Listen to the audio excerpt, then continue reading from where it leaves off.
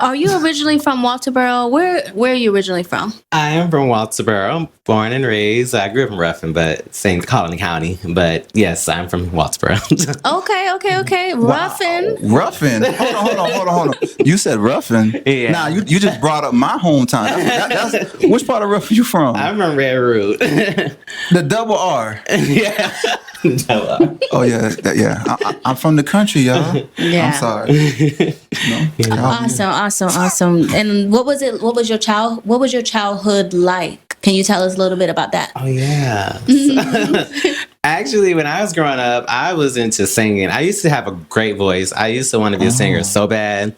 I used to participate in my school idols, and I won second place one year. I was obsessed with Michael Jackson. And I don't know what happened. It's just like I got to middle school and like things just changed. And it's like in Walterboro, there's like 7 or 6, 5 schools down here. And, in Ruffin is only one. Yeah. So I came to Walterboro. And when I got, back when they closed Ruffin Middle School down, when I was like in 3rd grade, they closed it down. And then we came to college and middle school. And I met all these other people. I don't know, things just changed. And I never done music again. And I was just bad. I was bad. No. And then I got to high school and then I started ROTC, think I was going to do the military, didn't do that again. Then I went to the trade school and did construction and I was really great at that. I was actually number 1 in that class. What? And then graduation. Here I am. My childhood was really great though. I love it. I love where I grew up at. I love the country. I love it all. Awesome. Oh man, hey, yo, do you have anything else? Hey, yo, he from my hometown, so he good with me. That's all I gotta say. Okay. The double R. All right. What? So can you talk a little bit more about graduation? So after you graduated, how did you end up here? Like between graduation day and today, what inspired you to get to this point? So I knew that I didn't want to go to college when I got in high school. So freshman year, I put a plan in place to where I was going to graduate early so I can figure out what it was I wanted to do. Because like I said, I wanted to do the military, change, construction, things changed. So I started doing a year of schooling work ahead of time. So I came out a year early, and I think I was still working at Cookout at the time, but COVID happened and there was just nothing to do, like literally. So I ended up going to college. And one day I was working at Cookout and this guy took this guy order and he pulled up to the window and like was like, "Oh my God, you got such a great customer service voice and everything." And he offered me a job like doing sales. So I dropped out of college and I went and traveled the country doing sales. What? It was a travel job. I was a door-to-door salesman. So it wasn't something I stayed permanently because door-to-door is something you do for a while. You don't want that to continue. But I was a door-to-door sales agent, and I started in Wilmington, North Carolina, went to Jersey, then I came back to Charleston, and then I stopped in Charleston because I was just close to home.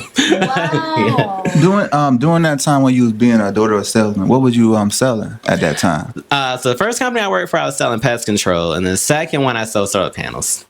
I made a crap load in solar panels. Wow. Yeah. Okay. Yeah. Yeah. Solar panels. It looked like you had a question, Dominique, when he said solar panels. Well, no, my question wasn't about the solar panels. I was just thinking about the fact that we had some solar panels. It might have been the reason why we got them. But anyway, all jokes aside, what I was thinking about was how the story you were telling about how you kind of bounced around to find different things. That is so normal. Yeah. And people don't want to acknowledge that is so normal, how much people bounce around to find their niche. Yeah. You know what I mean? But when you find it, you find it. One thing about me is that I don't care to be in like how can I say it? I don't care to, like, I don't do stuff for other people's validation. Yeah, right. So anything I do for myself. So because I didn't go to college, I didn't let that stop me. And because I dropped out, I still didn't let it stop. Like, I'm obviously successful now. Yeah. I didn't let it stop me. So I do what I want for my own purpose. Like, I don't, like, anything I do is for myself. And so when I open up a new company, it's for myself. When I go to these jobs and when I do these free jobs, it's all for myself. So that's amazing. I love that. That is Okay. You said the free job, so you these like Yeah, every now and then I'll freestyle and like try, like when I started with Colin County's football team, that was something I did for free just to see like how would I be filming sports? You know, but it's I have 100% creative over it. Okay. Like I Okay. shoot it a certain way, I edit it a certain way, and I use it a certain way.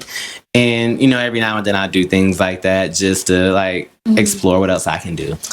And since you spoke about Carlton County, I wanted to ask. I wanted to make sure the audience knows that you do a lot of the videography for the school Yes. district here in Yeah, Walterboro. most definitely. And I was in they one are of those videos. amazing quality.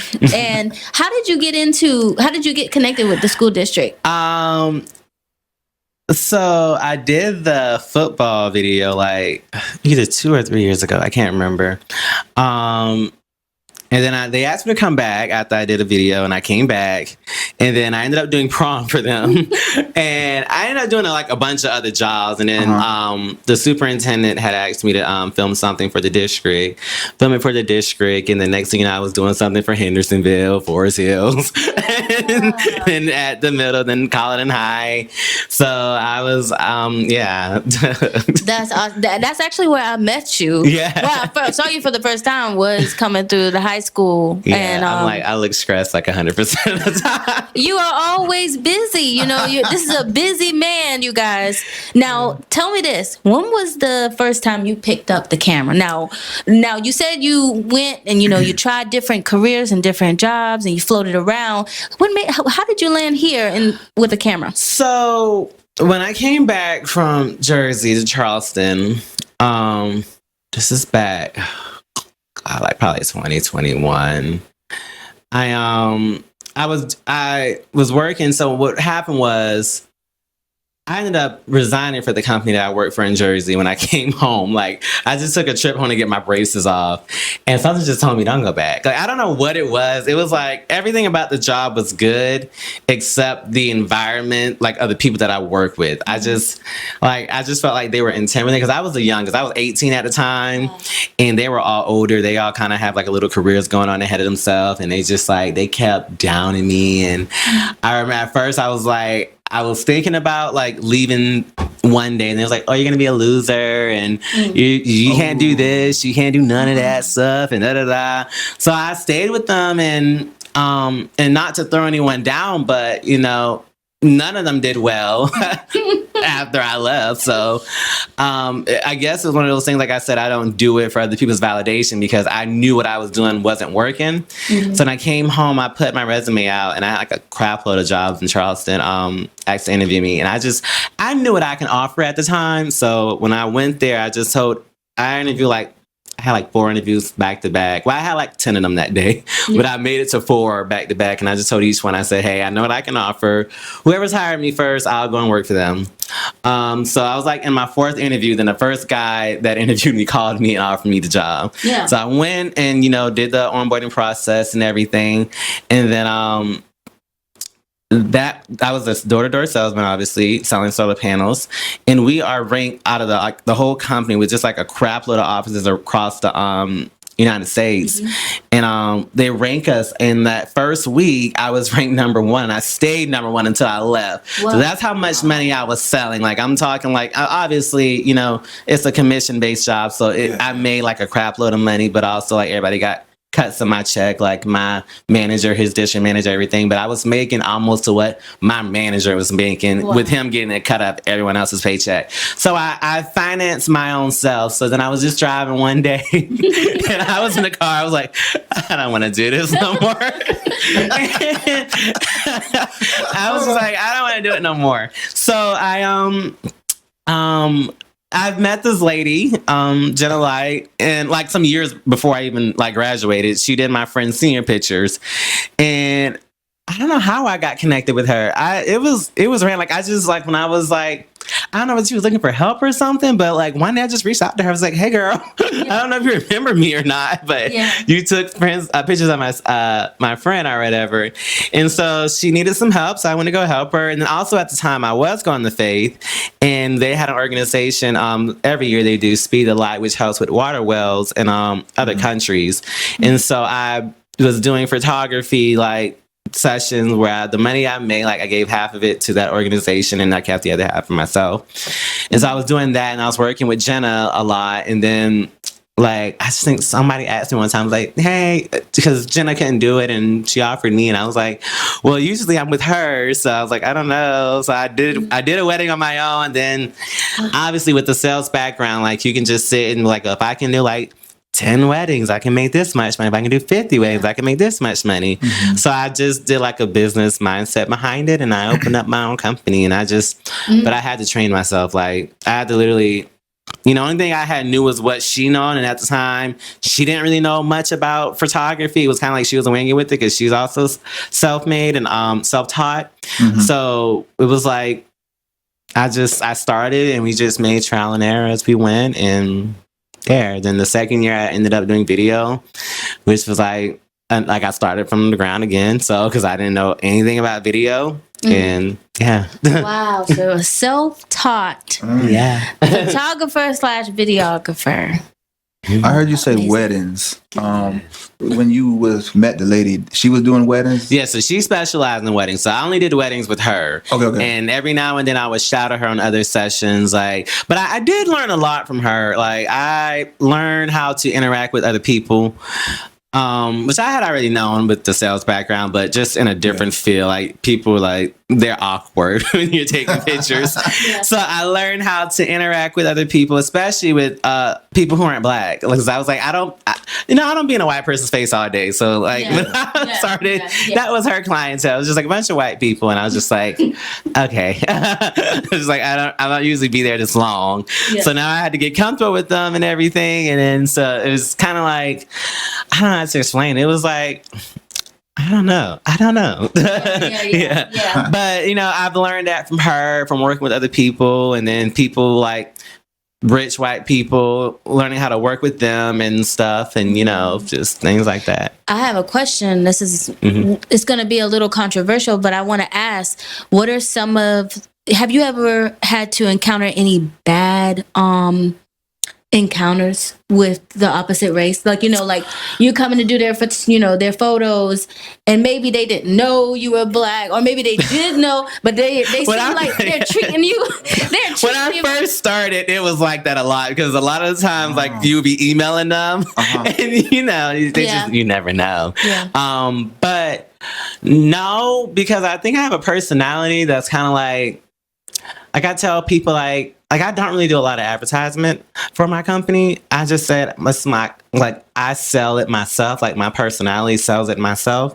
So I don't have to go out and make sure y'all book me or put a billboard up or something, or, pay for advertisement, a newspaper or anything.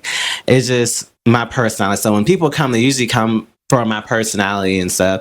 But most recent last year, I ran into my first encounter with an opposite race that was just you can just tell they were racist, and it was a wedding I had, and after that wedding I just said never again.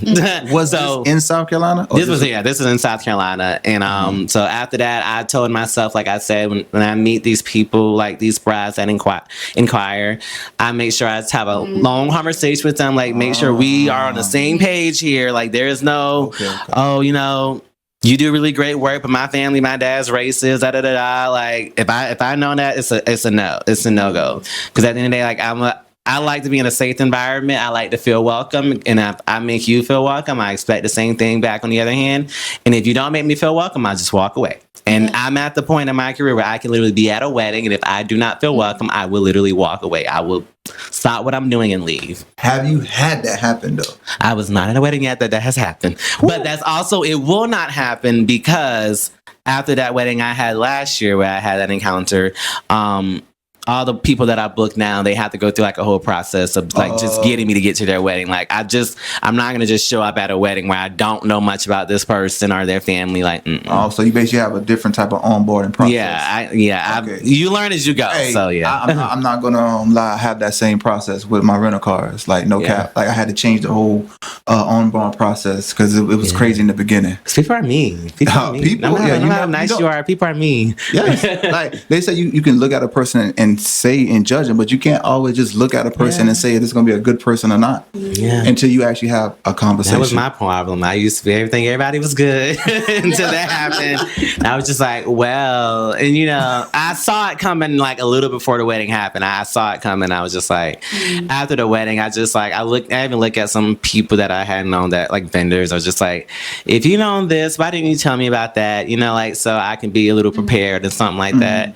But not everybody's your friend, especially when you start going up in this industry. You learn that people are not for you. They're really against you, no matter how much they put that fake persona on. So, yeah.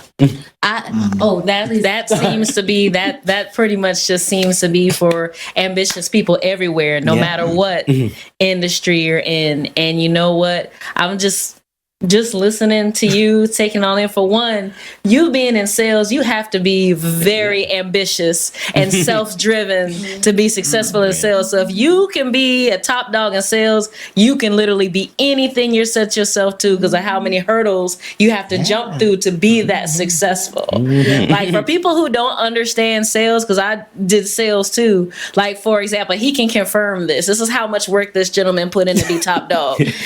30 phone calls a day. You might get 8 answers a day. You might get 8 appointments a day. 2 might show up. You might get 1 sale. Yeah.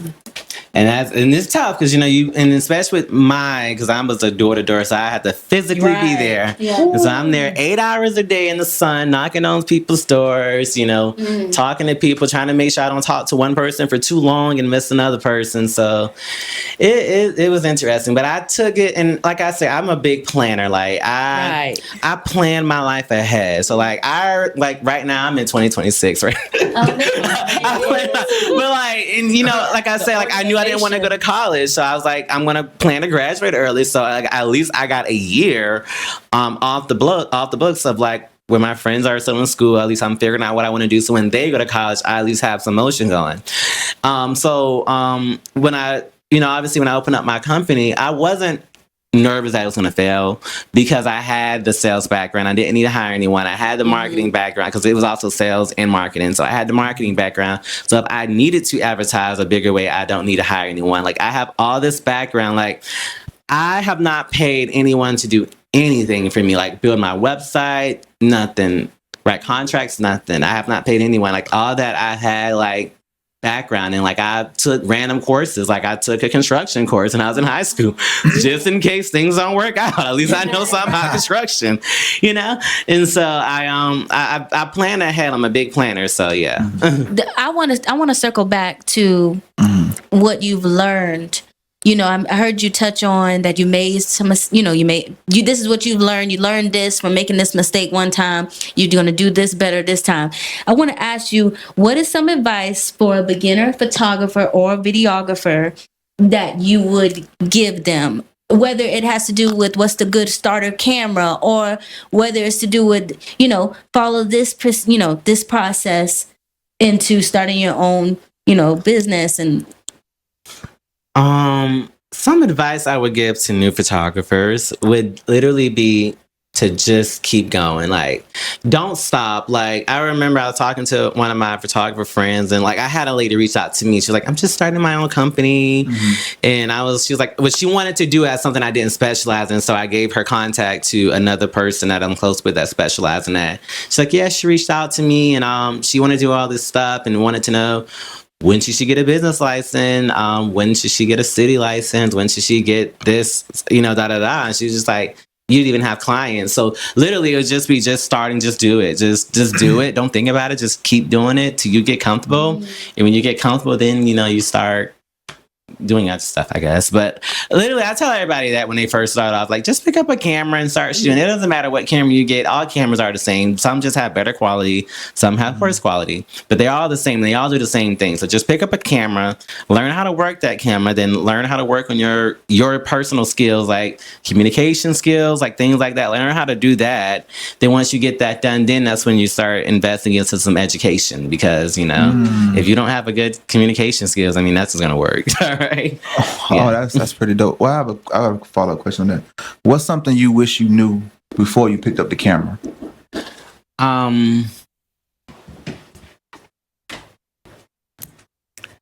Something I wish I knew before I pick up a camera. Before you went into it with it, yeah. I would say everything because I'm self-taught. That's the thing. Like, it's not like even at college and high, they don't even have a class for it, like to learn like beginner's photography or anything. So it's something like I literally just walked into. Like, I was just like, okay, what does this mean? What is this ISO? What is this aperture? Da da da. So all this stuff. If I had something that I wish I had known, would just be how to operate a basic camera. That's Basic what I'll camera? say. Just how to operate it. Yeah. Oh, yes, sir. Yes, sir. Mm-hmm. Well, I have a question for you. And then just going back to what you were talking about as far as how you kind of went through different stages to find what worked for you, what made you happy.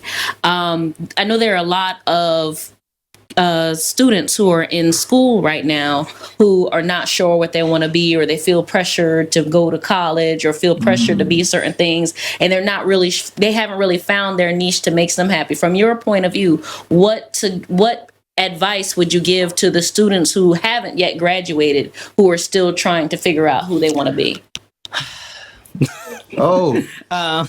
So I don't know if it was Michelle Obama or Barack Obama who said this. One of them, but they said when they go to the school visits and when they meet with little kids, they're always like, oh, I want to be this. I want to save the world. I want to do this. I want to do that. And she's like, but you haven't even graduated yet. Like, the main thing is there is no deadline on what you want to do. There's no time limit. We all run out of time eventually, but no matter what you do, you're going to be working to the day you die to like get your craft correct, like to where it needs to be at. So like for people who are in like high school who don't know what they want to do, just do everything until you find out what you want to do. Like, I mean, I'm not one of those person who I've done the corporate job and stuff and I didn't like it, but I'm not one person to sit and work on a job for 20 years. So like, even because I have my own company is not going to say I'm going to be doing this for 20 years, So there's no time limit, and do whatever you feel like you want to do. And if you don't like it, do the next thing, and then, if you don't like that, do the next thing. But like, keeping up with the Jones, it's like, who does that anymore? Like, just do you. And I think that's the hard part, because everybody just feel like they have some type of like position or something they have to uphold with other people, and it's just like, no, like people face things. That's why like most people who are famous, they go through like these mental problems and stuff like that because they have to keep an image, and that's one thing I'm not worried about keeping as an image. Like some things I do I don't like that are in my job, some videos I post I don't like, or like maybe a year later when I look at it I don't like it or something, but I just keep doing it till I feel like I like it. I heard that y'all were recently talking about the kids, Yes. students. Do you see yourself one day coming back to Walterboro and teaching about how to use a camera, teaching about business, entrepreneurship, whatever you would like to teach them? So actually, I actually can see myself being a teacher, not just for photography, but like I can see myself teaching math or science. I really like science. I don't know, because like last 2 years ago, Trident Tech reached out to me, and they went with like this little partnership with me on like the kids that go there that are in the photography program. They're looking for like business owner where they can like go on the job and like do the job with them and get the experience. And when they got there, and everything that I know and most other photographers and videographers know that are in Charleston market, which Charleston's like also the number one place to get married at in America, if you don't know. So it's a very big market. But what they were learning in school versus what I had known, it was just like they were learning something back in the day. So if I was to become it, I wouldn't want to do it where I have like certain things I need to teach them. Like I would want to teach them like the exact tools needed to be successful. Like this is exactly what you need to know here. Like no BS. This is what you need to know, you know? But maybe, I don't know. Like, I remember I was talking with the district about teaching a class. But I was about to say Thunderbolt. yeah, but I wouldn't do it now because I'm so young and I'm in close in age with the kids. So I wouldn't do it now. When I'm older, probably, yeah. Got it. Now, here's what we've all been waiting for. Your future plans. Your future goals. What does Jaquantae have in mind as far as the future is concerned? So, for one, let's just start with saying you never know who's watching you. You never know who's watching you. So when I started, I've ended up working with, just regular people, rich people. Then I ended up working for billionaires. Then up all the way up into the White House. There's a lot of jobs that I have done that I have not posted because I can't. But people don't know. But you meet all these people. So like one thing about me, I'm a very big talker. I like to talk to people. I like to learn about their life, learn about their thing, like what drives them to do what they do. And I remember I was doing this funeral for the White House. And like all these people that were coming in and, they were just talking. I was just talking to some people and I was just sitting there like, yeah, so like, how was life for you? Like, do you have a life after you like retire? Like, could you, like, what would you do and things? And then, it was like that conversation just like changed my perspective on like how I live my life. And, so what I started doing was just like, doing whatever I wanted, but doing what feels right. And so I started planning out. I went back to goal planning. I started planning out like what I want to do, like literally in the next week, then what I want to do in the next month, and what I want to do in the year, at the end of the year, make sure like I knock out my goals. And that has been really helpful because I started that. I was like, oh, I want to work for Netflix and Sony or something. Yeah. And then it's like everything just fell into place. And I got a call one day and I was just like, are you sure? Yeah. I started doubting myself. I was like, are you sure you want me? Because I'm like, I'm like, I don't know, like, what y'all know. I'm just like a local person. And that's what they wanted. They wanted something local, nothing too big, So I went and did a job. And, at the time, like, when you work for these big production companies, like a lot of them, some of them are in the country, some of them are not. And I happen to be working for a part of the Netflix that wasn't in the country. And so I can't remember where they was at, but I just know when it's night here, it's day there, night here. And so they sent it was like my first big project. They sent me, I was working with autism kids, and they sent like this big old package of like a 30-second commercial. And I just didn't understand it because it was like a 30-second commercial. They gave me like 19 pages. And I was like in the middle of my wedding season. I was stressed out and I was just like, I don't know if I can do this again. But I was like, it was getting closer and I was like, well, I can't cancel now because like these people are coming from all these different places to get this film. And Netflix, they sent all this stuff to film it and stuff. So I was like, I don't want to like get a bad name. So I started reading through the packages and it was just like they were like so specific on every single thing they wanted. And so I went, did the commercial, I sent them my rough draft, and like they only had one thing that they wanted to change, and it was just something with like the audio. And then I fixed that, sent it back, and I remember I was so nervous. I was just like waiting, like just the next day, waiting for them to respond. Wow. Then they sent their end card, and it was just like, oh my gosh, your work is so great. And then they kept my contact. They was like, we want to work with you in the future. But obviously, I couldn't work for Netflix because I run a big company here. Yeah. I do weddings, and so I didn't do that. I didn't take that. But what I did do was tell myself that I would revisit that in the future.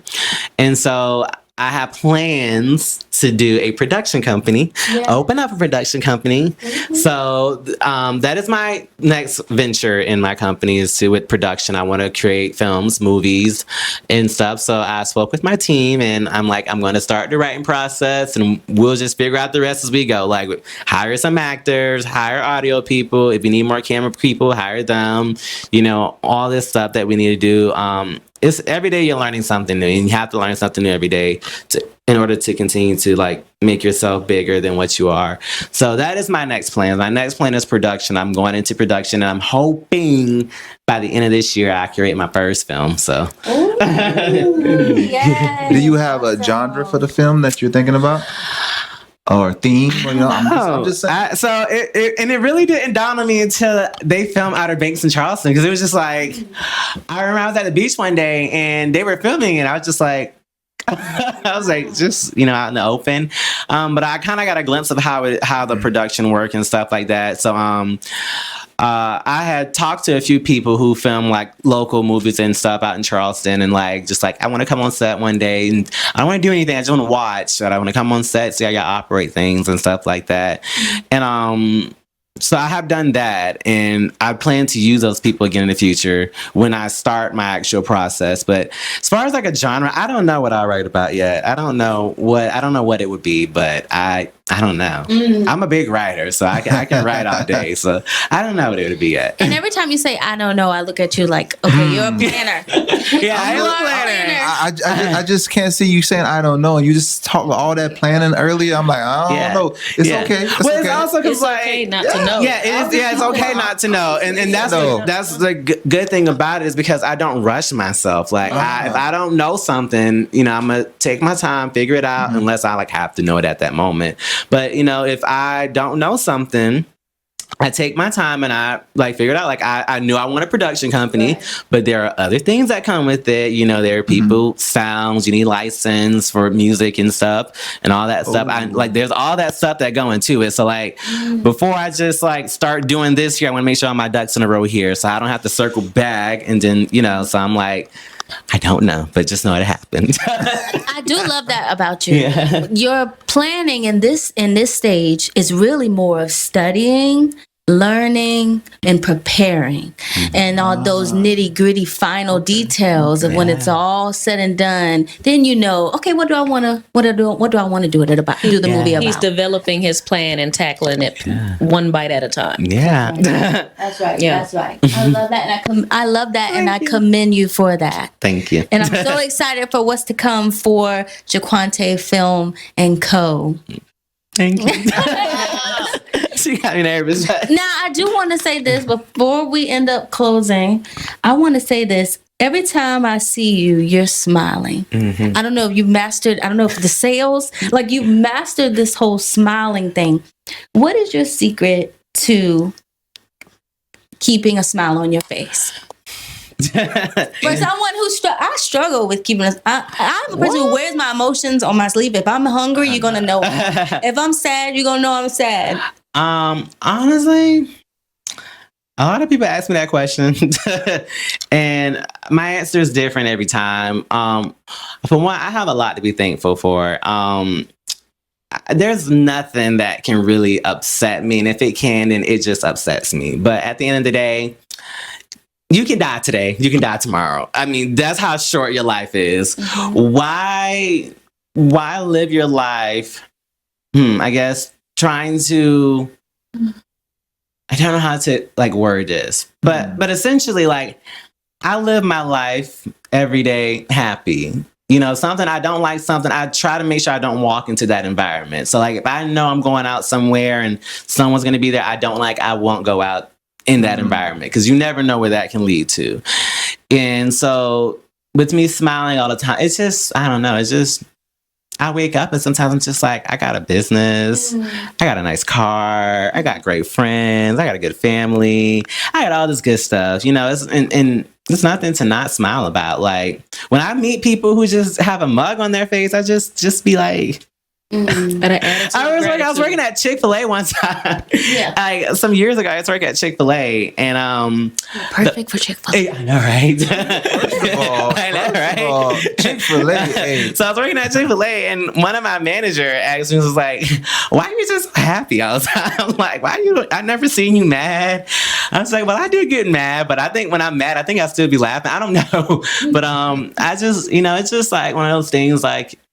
You just wake up and you're thankful that you're here, and, you never know what anybody else is going through. So your smile can encourage. Like the other day, not to go over time, but the other day, I got a call from this woman at Faith Church, and I had no idea who she is, but she called me. She got my number. She called me. I was in the middle of doing something. She was like, "You don't remember me, but when I first came there and you greeted me and you had this smile on your face and you helped me bring something to my car and I told my husband about you and you were just so nice. And every time I see you, it just lifts my spirit up and stuff like that." She's like, "And I didn't see you again for a long time."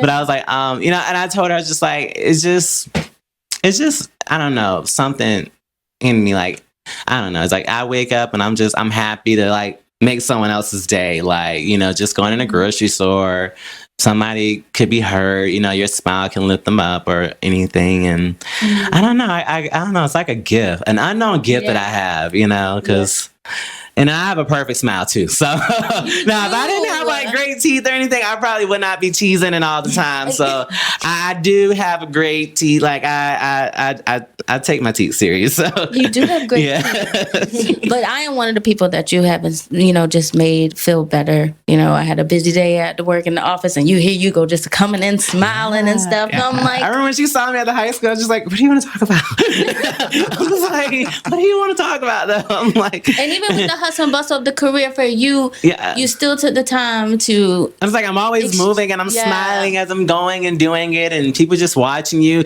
And that's another thing. What I've realized about my smile is that you can tell when someone's not happy, because your joy will make them even more matter. And sometimes, like, I'll be doing, like, even at some weddings, I'll be doing something and the guests would just like have an attitude just watching. Like, I would never it was like 2 years ago, I was doing something and I was just like, I don't know, I was just doing something. There was a guy behind me and he was just staring me down, bugging me, and I don't know why.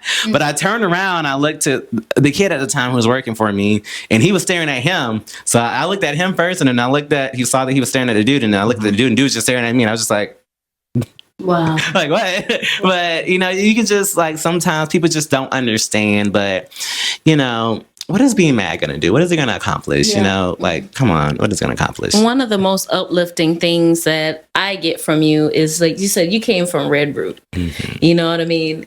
Mm-hmm. People who might be familiar with Red Root know that there isn't much more than people out there. Yeah. And to be honest, the fact is that you didn't let anyone or anything or any surroundings or what you started with decide where you went. If it wasn't, then that just goes to show it doesn't matter where you start, it's where you finish. Mm-hmm. We are all somebody. We just got to take that time to find out who that somebody is, and that's what you did. And also, I would say it's very important to ask questions. Yeah. I remember, I don't know who said, so I'm also a person who listens to a lot of motivational speakers. Like, I would wake up and I'll be getting dressed and I'll be listening to like someone speaking at a graduation ceremony or something like that. Mm-hmm. And I remember someone said, like, if you don't ask questions, you'll never know, whether it's the right question or the wrong question, but either way, you'll never know. Right. And I remember when I first started, I was so nervous of asking other people questions, like, and I'm talking like people who were bigger than me at the time. And, obviously they have evaluated, they went up higher. Like, another guy from Red Root, Christopher Kavanaugh. Mm-hmm. I mean, I reached out to him at one point. I was just like, I don't know if he's going to text me back. People get big. They're like, well, I don't want you to know, like, they say black people are crabs in a bucket. Like, I'm going to go up there, but I'm not going to let you know what I did and da-da-da. And I just like, asked him, I was like, yeah, gatekeeping. Mm-hmm. And I was like, let's go out to eat and, I'll pay for it. I want to talk to you, ask some questions. And he came out and we didn't know each other at all. We grew up in the same town. We didn't know each other at all. And he came there and he just gave me all these resources, like just like that. And he just like gave it to me. And I was just like, wow, and most people would not do that. I had nothing to offer back to him, but, now, and I look back at him like, small town. And now he's out there traveling with celebrities on tour, which I think that's amazing. And I'm just like, any way you need help, I can help you. But, it's not like what you have to offer. It's just the people you come in contact with, I'll say. And I just happened to come in contact with some people where I just ask questions a lot. And how did you get here? Like, what did you do? And then, they're willing to help you because at the end of the day, we're all in a small town. Like, it doesn't matter. If you can live in New York and you'll still be like in a small town, because in New York, there's a gazillion other people that are bigger than you. And then there's just you. Like, you're going to change New York? I mean, come on now. But that's how people look at it. What if that person does change New York? What if, So it's like, ask questions to get where you want to be at. You never know till you ask. It wasn't a coincidence that you actually mentioned basically you and Kavanaugh and that whole situation of reaching out to him is almost like finding a mentor. Mm-hmm. And because the thing is, with you being a planner, you have to know where you want to go. Yeah. You know, not saying that Kavanaugh is where you want to reach, but you have to have some type of aim. Yeah. You know, and that comes along with not just a career, a place, or a thing, whether it's a car or a house, but it's more of like we can look at people like that. This is the type of discipline I want to have. You know, like I look at my boss in that way. You know, the principal of my school. Like, so I just think it wasn't a coincidence you mentioned that, because I'm in the process of looking for a mentor. Like I'm identifying who do I want to have as a mentor. You know, but first I have to become clear on where I want to go. Yeah, that is also important. So my aunt always told me, you know, work for someone that you can learn something from. Mm-hmm. So some of the jobs I was working, like also like why I decided to leave that sales job was just because it had nothing else it could have offered me. Like I've learned the big three, like eye contact, head smiling, head nodding. Like I've learned so much from it. It wasn't nothing else it could have offered me. That's why I didn't want to keep doing it. It didn't fulfill me as much as I thought it would. And any other time, like when I asked a bunch of questions, you know, I'm talking to people in the White House who I may never see again. So it's like, ask these questions, you know, because at the end of the day, like, what if something happened where I can't do video anymore and I have to go back to working a job? Why would I want to work at a basic job that I'm not going to learn anything from? Like, I would want to work for someone like, so if I find a mentor, I'll find someone who has done what I'm looking to do, you know, and ask them and have them help me along the way. You know, good advice. Yeah, I mean, with you, you know, you look for someone. If you find out what you want to know, what you want to do first, because you know it's important to not know what you want to do, because that'll help you learn a whole lot more. But find out what you want to do. Find someone who's in that field, and ask a bunch of questions. Ask them to help you. You know, and if they don't help you, find someone else. You know, there's so many other people that you can reach out to. Such good advice. Yeah. Now, does anyone else have any more questions? I do. So as we've already heard how resilient you are, you know, and with you having an aim and a plan for the things you want to accomplish, we all know that life gives you detours and hurdles. What advice would you give for people about how they can stay motivated when facing those detours? I'm one of those people that like you just nothing you can say can down me. Like literally nothing you can say can take me off track. And I've learned that because I just, you know, obviously being Black, you know, not a lot of people want to see you be successful, you know, and you know, you have a certain image to uphold. You have a certain, you know, just like anything. The first thing people can do to down you, they'll do it. They'll take it. And sometimes they be your own people too. So you have to be careful of that too. So with people who are trying to stay encouraged, I'll just say never forget why you started. You know, just always think back to why you started this. And if that doesn't help, then I don't know. Because I literally never been in that situation. Like, you know, I've always been a confident person. I'm always encouraged other people. But then I also feel like maybe God don't put me in those situations sometimes, because you know, I have those thoughts. Like I'm always in my head a lot. Like I'm always in my head a lot. But that also keeps me on track, being in my head a lot, like worrying about other people, making sure that people are taken care of, and, you know, helping them in their career paths and stuff. Like, what can I offer to them? Like, you know, not even financial wise, but just like character development wise. Like, how can I continue to build their character up? Like, I would just say, stay confident in what, when someone tries to throw your confidence off, when you're not feeling like you're worthy anymore, just don't stop thinking about it and keep doing it. Just keep doing it, and it'll pay off in the end, you know? I want to add to that. You mentioned the word detours. Use them. Yeah. Use the detours. Mm-hmm. I think I'm a big person where I'm running away from the detours. I'm like, that's not the way I wanted to go. That's not the way that's not the way I thought we were taking to get here. But I'm in the process where I'm just like, walk it out. Because the ending is much better than the journey may be rough. It may be dark. but you got to get through to get there. Yeah, and that's also very important. But that also comes back to what I said earlier about me not trying to hold a certain image or trying to like keep up with other people, because the problem is that when you do something, you do it for the people to see you do it. It's like, I am a big giver. Like I donate to so many organizations, and I'm talking like thousands of dollars.